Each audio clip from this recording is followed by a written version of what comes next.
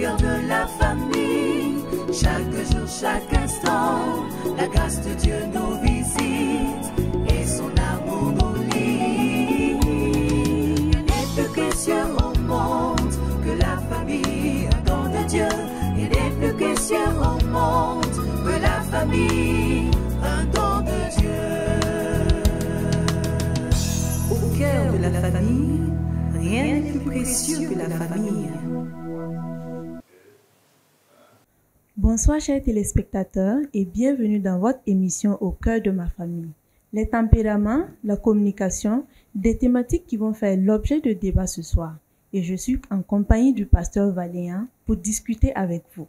Bonsoir pasteur. Bonsoir. Comment vous allez? Je vais bien. Ok, Dieu merci. Déjà, quand on parle de tempérament, qu'est-ce qu'on doit comprendre par ça? Selon à expliquer, le tempérament, vous savez, c'est le même mot qui donne température. Donc, le tempérament, ce sont les humeurs d'une personne, c'est-à-dire les comportements que nous avons sont déterminés par des choses innées, bon, qui est un peu le climat de chaque personne, si on veut aller vite. Maintenant, si vous voulez, je peux expliquer dans le détail. Allez-y. Voilà. C'est pratiquement depuis avant Jésus-Christ, avec Hippocrate, qu'il a été question de tempérament. On estime que que l'homme, qu'il y a 4 tempéraments, 4 types de tempéraments.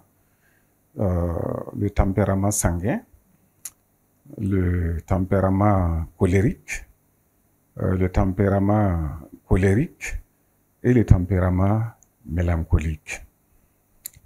Ils sont innés, c'est-à-dire que chacun, à la naissance, il reçoit les 4, il est né avec, mais il y a au moins un qui domine, ce qui fait que chaque personne est l'un ou l'autre,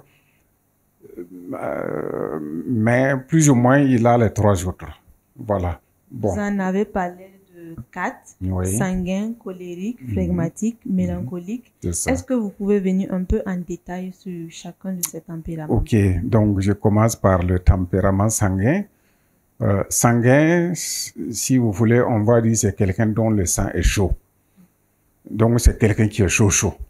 Il réagit de manière spontanée aux sollicitations de l'environnement.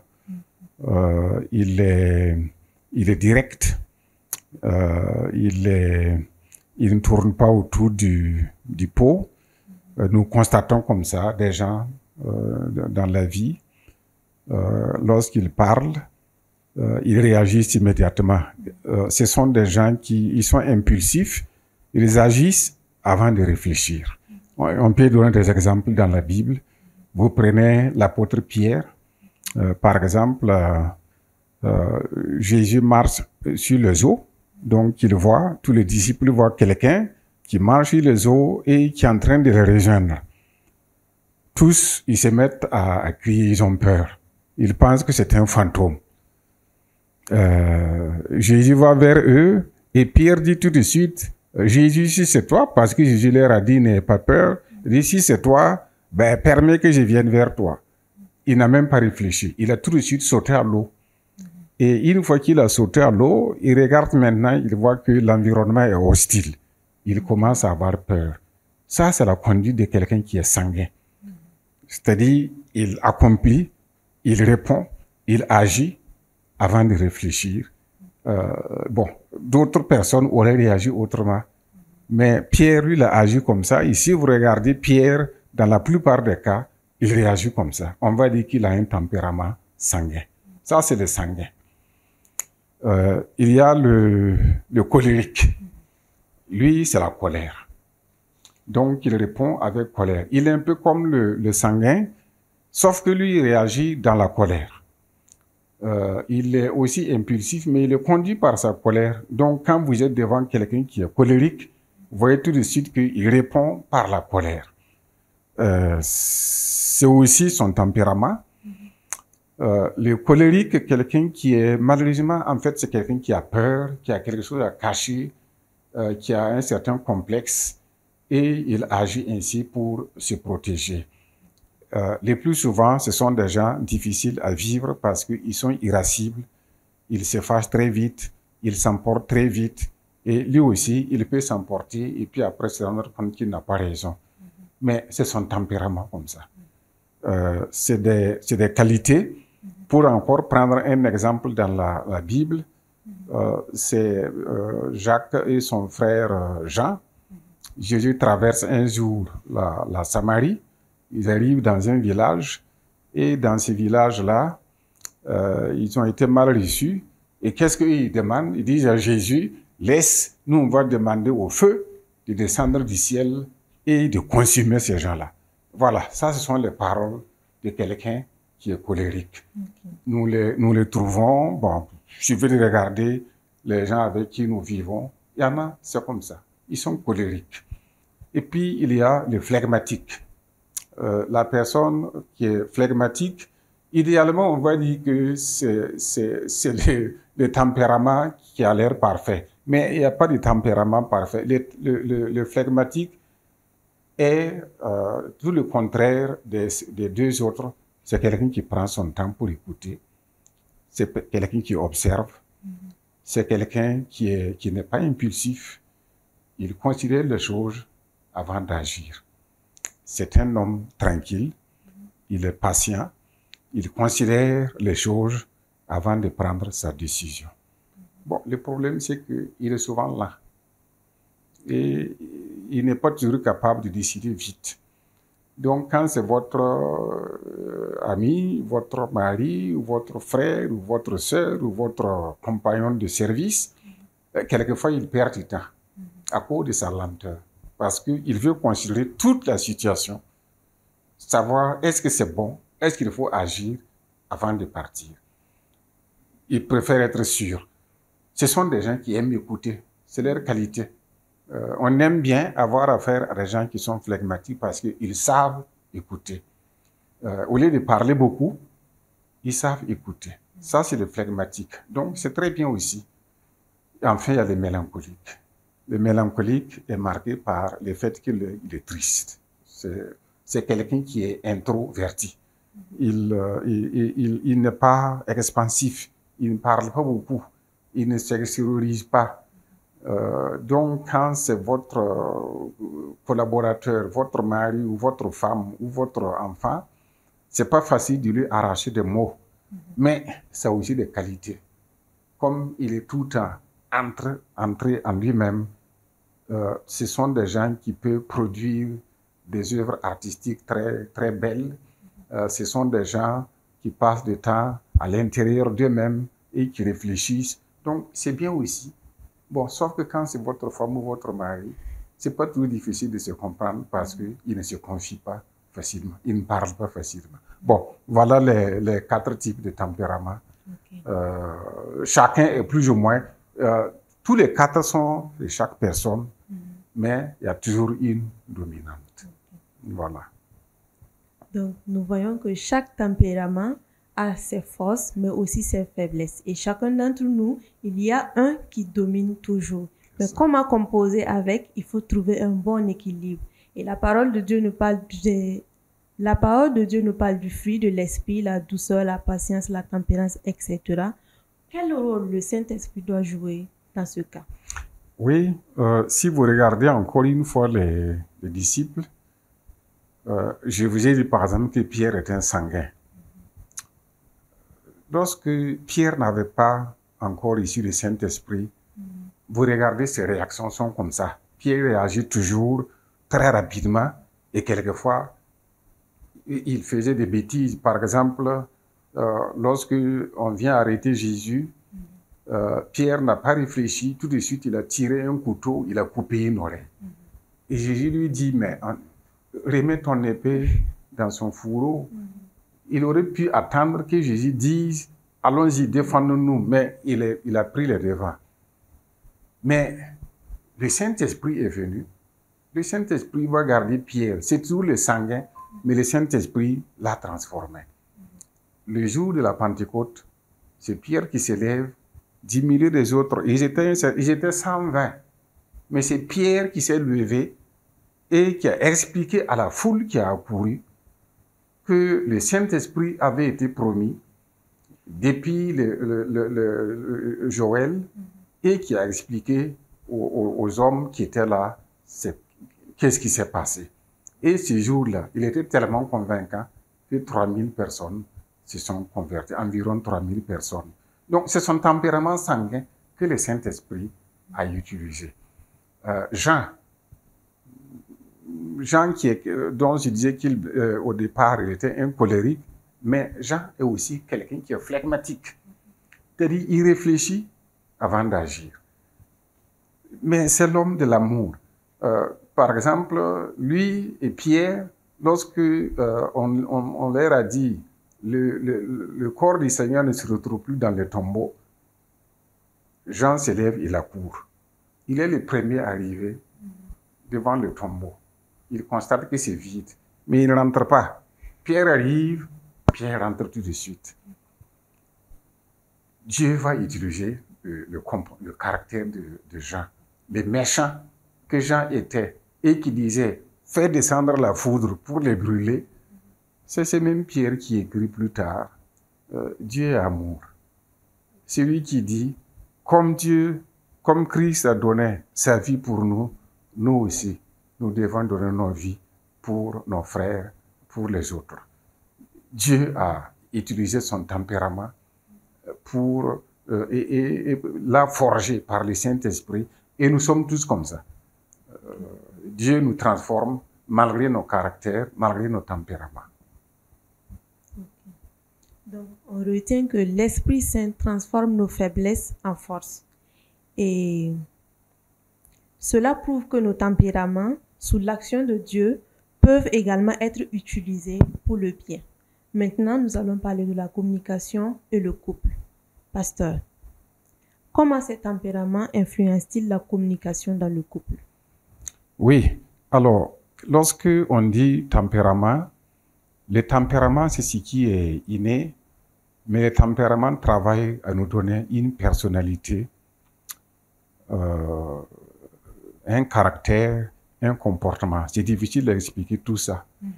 Le comportement, c'est ce que nous voyons. Par exemple, si quelqu'un a l'habitude de saluer, s'il a l'habitude de laisser sa place aux autres, s'il a l'habitude de respecter les personnes âgées, nous, on va dire que c'est une personne gentille. Gentille, là, c'est son caractère. Si une personne fait pratiquement l'inverse, nous, on va dire il n'est pas gentil. Donc, si le tempérament est inné, le caractère, le comportement sont d'ordre culturel. C'est l'environnement qui donne ça. Ce qui veut dire que les tempéraments que nous avons ne nous figent pas. C'est pas fini. C'est pas parce que on est colérique que c'est fini. Si les tempéraments, vous êtes un homme, vous épousez une femme, vous n'avez pas le même tempérament, ça ne signifie pas que c'est perdu. Ça signifie seulement que vous devrez pouvoir vous parler. Comme vous l'avez dit, dans chaque tempérament, il y a des défauts, il y a des forces, il y a des faiblesses. Pour bien communiquer, il faut connaître son mari, connaître sa femme dans ce qu'il a, dans ce qu'elle a et qui est bien. Si c'est quelqu'un, par exemple, qui est sanguin, les sanguins sont aussi des gens qui sont très optimistes. Ce sont des gens qui veulent entreprendre. Ce sont des gens qui veulent réussir. Par exemple, si un sanguin, le mari est sanguin, la femme est phlegmatique, ça veut dire quoi? Que la femme, c'est quelqu'un qui est capable de réfléchir. Elle va souvent tempérer les ardeurs de son mari. Il veut entreprendre, elle va lui dire, et si on faisait ceci, et si on faisait cela, si on réfléchissait comme ça. Et vous voyez qu'en ce moment-là, ils vont se compléter. Donc, quand on sait exploiter les forces de son conjoint, de son mari, de sa femme, ou dans la vie, si on sait exploiter les forces de l'autre, on construit. Le problème, la communication ne passe pas quand on prend les mauvais côtés. Imaginez par exemple que la femme se fâche parce que son mari s'est fâché. C'est un colérique. Ah ben, c'est fini. C'est là, c'est plutôt les mauvais côtés qui vont s'influencer. Vous voyez, en ce moment-là, on va arriver à ce qu'on va appeler incompatibilité d'humeur. A priori, il n'y en a pas. Il n'y a pas un tempérament qui ne peut pas aller avec un autre. Mais si nous exploitons les mauvais côtés, nous arrivons à l'incompatibilité d'humeur. Chacun va montrer son mauvais côté. Et en ce moment-là, vous comprenez que au sein, par exemple, du couple, il n'y a plus de communication, il n'y a plus de dialogue. Donc, pour bien communiquer, il faut connaître l'autre, dans ce qu'il a de plus fort et dans ce qu'il a de plus faible. Il faut exploiter les forces et pas les faiblesses. À force d'exploiter les forces, les faiblesses là disparaissent. Au point que chacun finit par s'adapter à son mari. Chacune finit par s'adapter à son mari. Chacun finit par s'adapter à sa femme. Dans ce qu'il a comme caractère, les autres regardent et peuvent dire comment cet homme-là fait pour vivre avec cette femme, comment cette femme fait pour vivre avec cet homme, mais les deux sont bien ensemble parce qu'ils ont su exploiter leurs forces et en ce moment-là, on dit qu'ils se sont adaptés l'un à l'autre. Voilà. Et il faudrait dire que la communication aussi joue en cette faveur, la compréhension et tout. Pour pouvoir faciliter la compréhension entre le couple, est-ce que la communication joue un rôle important dans ce sens? Mais c'est très beau, la communication. Justement, communiquer, vous savez, communiquer là, ça veut dire mettre en commun. Lorsqu'on sait mettre en commun, c'est justement quand on sait exploiter les forces de l'autre pour les rendre les meilleurs possibles. Si ma femme est mélancolique et moi je suis un colérique, bon, ma femme va m'apprendre à devenir moins colérique et moi je vais lui apprendre à être moins triste. Et c'est comme ça que nous échangeons, nous mettons en commun. C'est ça, communiquer. À force de mettre en commun, c'est ça qui aboutit par exemple à la complicité. À un moment donné, l'homme et la femme deviennent complices.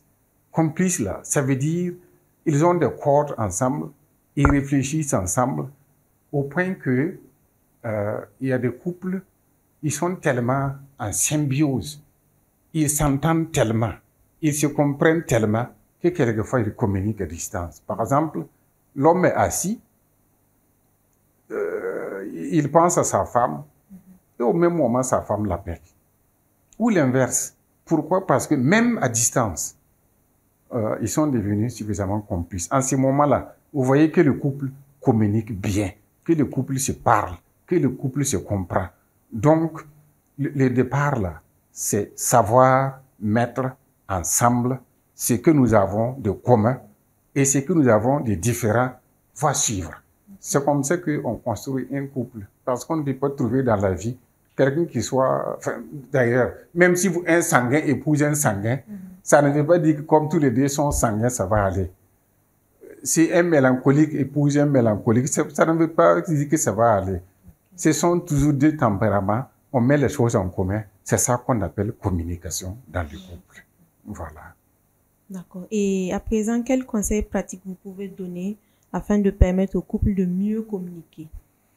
Il faut partir, c'est bien les couples, mais il faut partir même de la jeunesse. Le plus souvent, je vais dire, les choses se sont gâtées même avant le mariage. On s'est souvent précipité. On ne connaît pas la personne vers qui on est parti. On n'a pas pris le temps de connaître cette personne, de connaître ses qualités.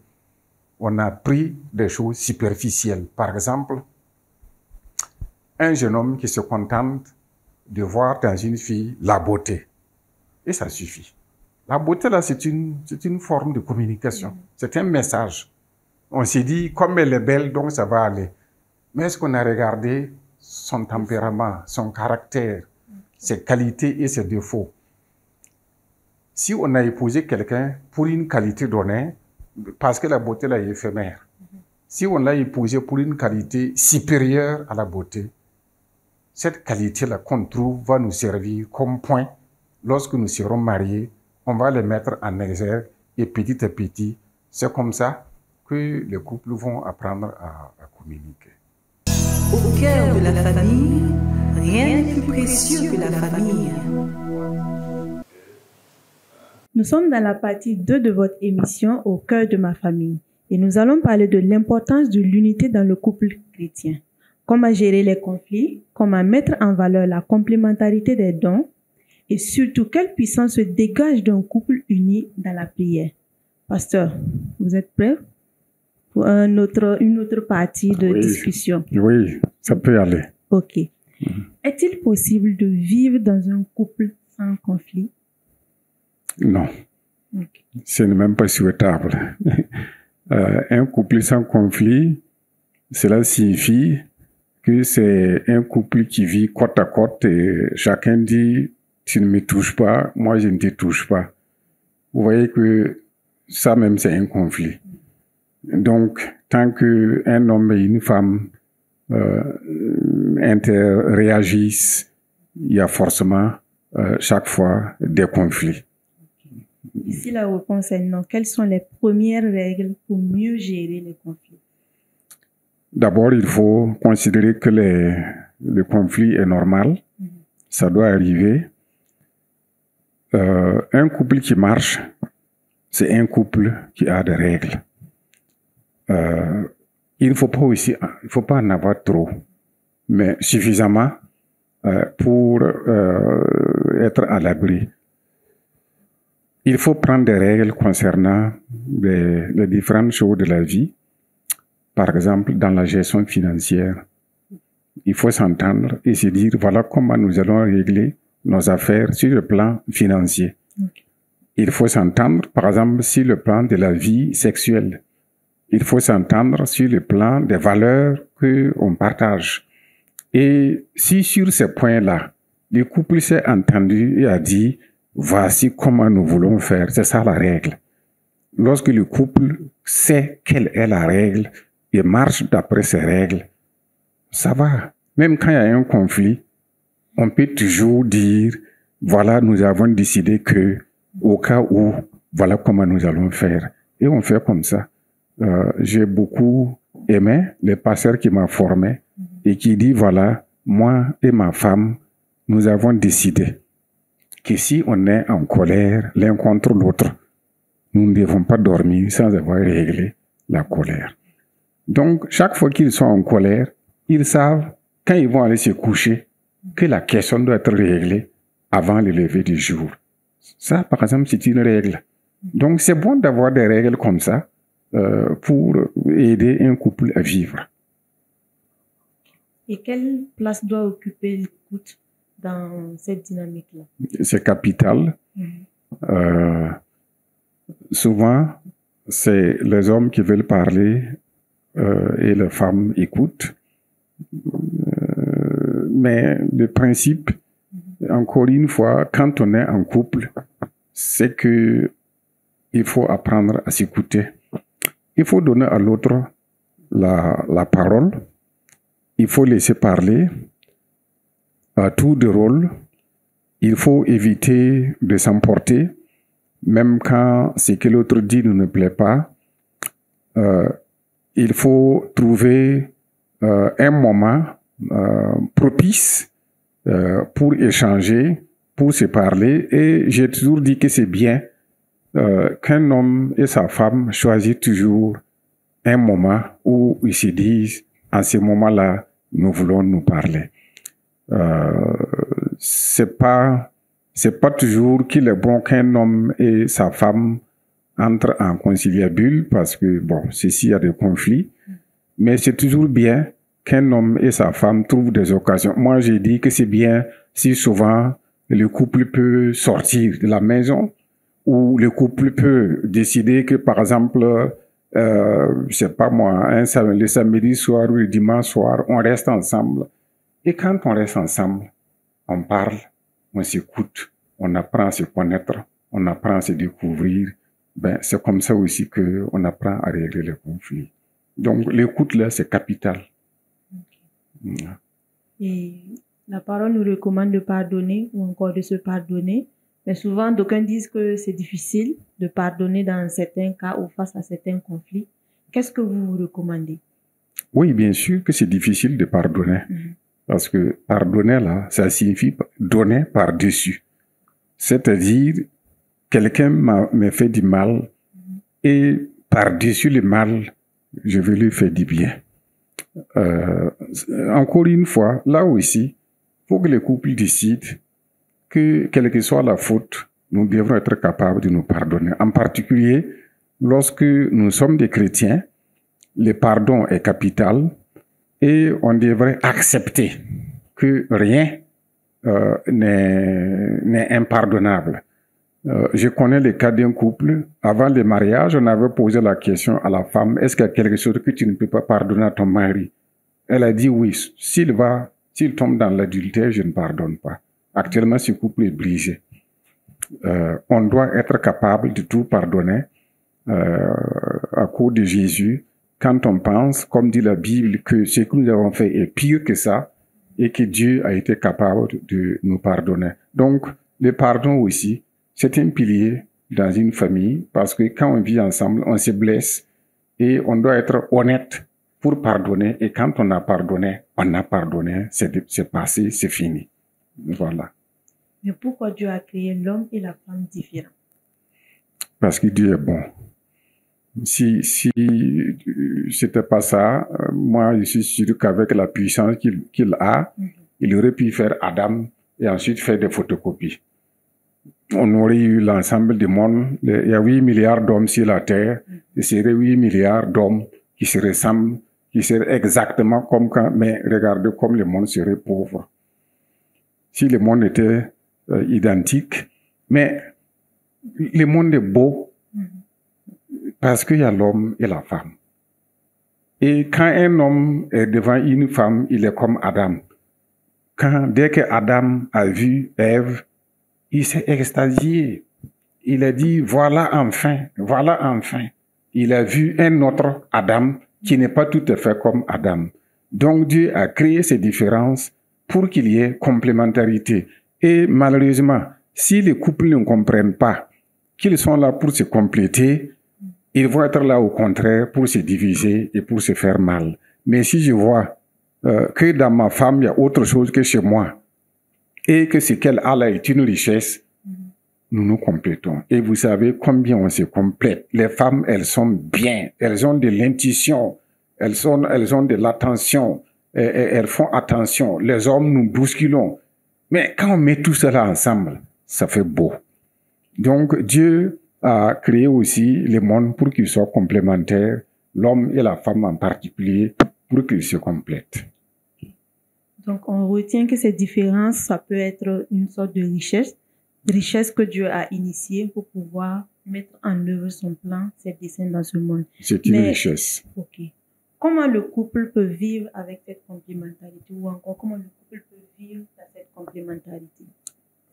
C'est tous les jours qu'on se complète. La différence entre l'homme et la femme permet cette complémentarité.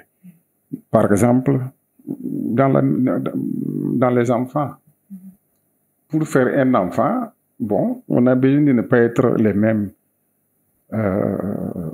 Pour gérer, on a besoin souvent de l'intuition des femmes. Pour entreprendre, on a besoin que l'homme et la femme réfléchissent, chacun va apporter quelque chose. Cette complémentarité s'exprime toute la vie, chaque jour. Qu'un homme et une femme sont ensemble, ils savent qu'ils sont complémentaires. Et comme j'ai dit, il ne faut pas que ça rate. Quand ça rate, comme ce sont des différences peuvent devenir des oppositions. Mais quand on met ensemble, on voit que ça devient des forces. Je pense ici, elle pense cela, nous trouvons ensemble et c'est bon. C'est comme ça que les hommes et les femmes adaptent les différences et deviennent des forces pour leurs enfants, pour leur église et pour leur nation. Okay. On voit également que dans la Bible, Dieu nous recommande la prière et un couple, ils doivent prier ensemble, l'homme et la femme. Quelle est la force d'un couple qui prie ensemble? À condition que ce couple mette en commun. Puisque c'est ça la force du couple. La force du couple, c'est le fait que l'homme et la femme ont été capables de mettre ensemble leurs différences et leurs forces. Lorsqu'on se découvre, lorsqu'on se connaît, lorsqu'on est en paix l'un avec l'autre, et qu'ensemble on se met à prier, on fait des miracles.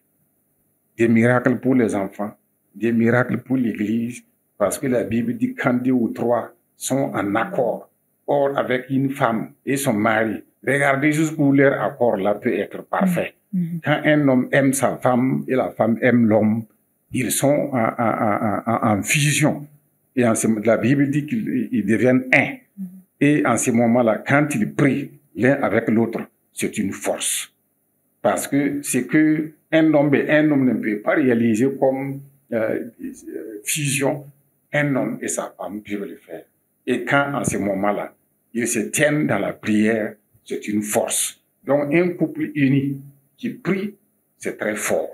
Donc, la prière d'un couple, c'est quelque chose de merveilleux. Ils peuvent prier pour leurs enfants, ils peuvent prier pour leur église. Et je suis sûr que l'église compte beaucoup sur la prière de couple pour sa vie et sa survie. Okay. Prier ensemble, c'est l'idéal. Quel conseil avez-vous pour un couple qui n'arrive pas à le faire? Que c'est dommage, mais quand un couple n'arrive pas à prier, c'est sûr qu'il y a un problème. Quelque chose va mal dans le couple. Et ce n'est pas seulement que pour la prière que ça ne va pas. Ça veut dire qu'il y a une faute. Il y a une faute entre eux. Par exemple, quand il y a l'infidélité, bon, souvent, l'homme tombe dans l'infidélité. Tant que cette infidélité n'est pas enlevée, c'est difficile de prier ensemble. Quand on doit prier ensemble, on doit être transparent. Donc, il faut enlever l'obstacle. Si l'homme et la femme, entre eux deux, ne peuvent pas régler leurs problèmes, il faut toujours courir vers quelqu'un qui peut aider à enlever l'obstacle. Mais c'est idéal, c'est capital qu'un homme et sa femme puissent prier ensemble.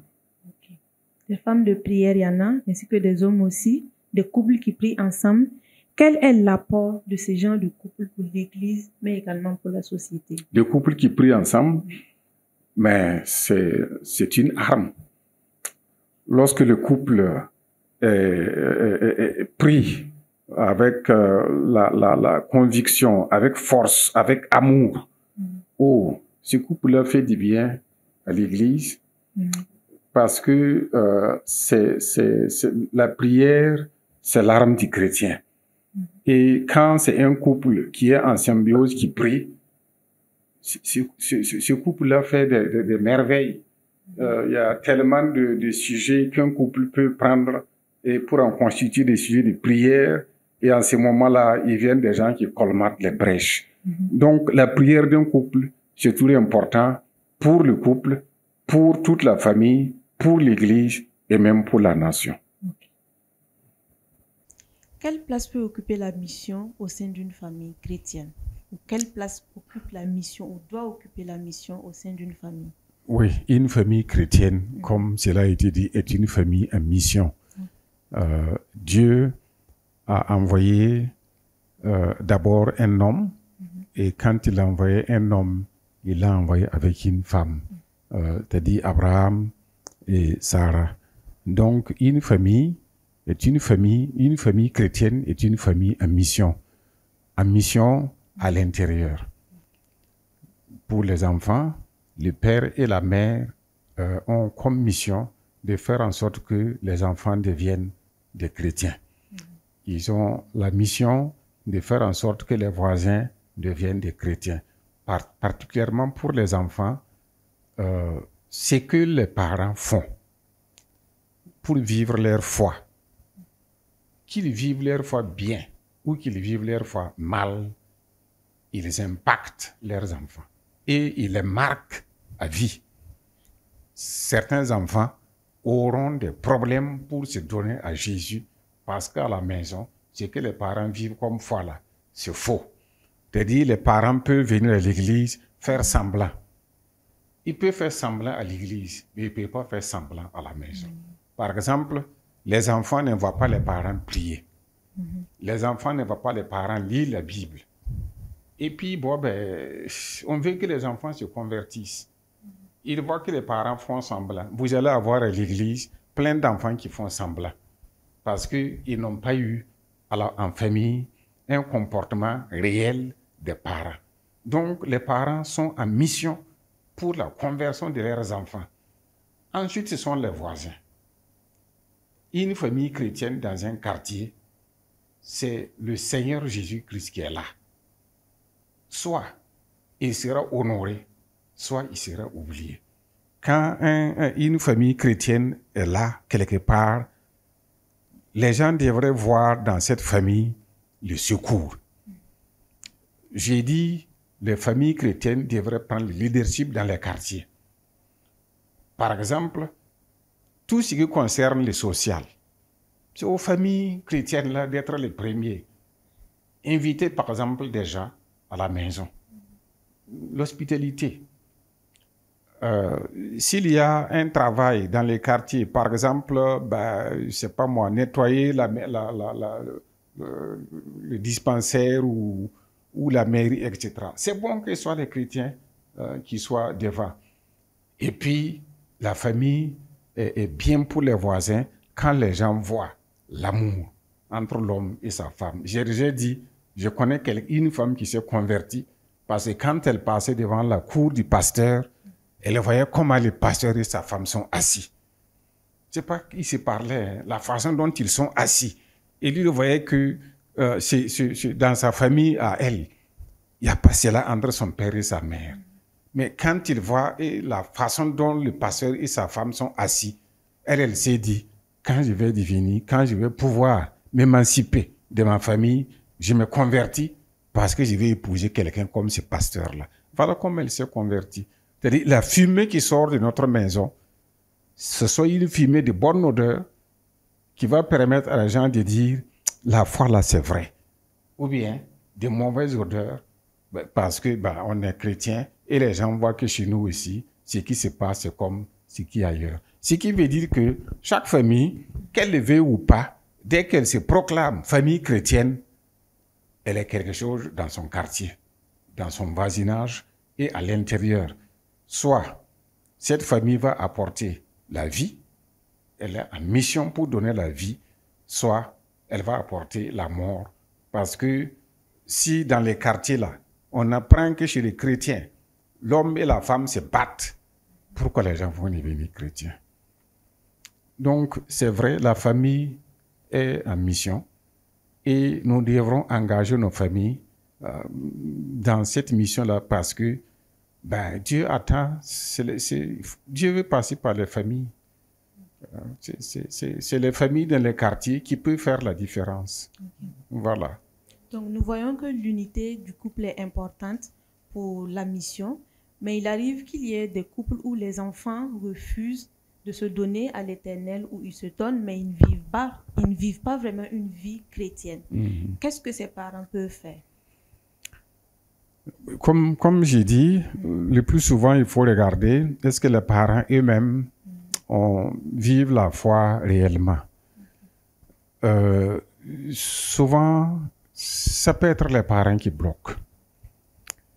Ce n'est pas toujours les parents, mais ça peut être les parents. Il faut déjà qu'ils regardent si leur vie est un exemple pour leurs enfants.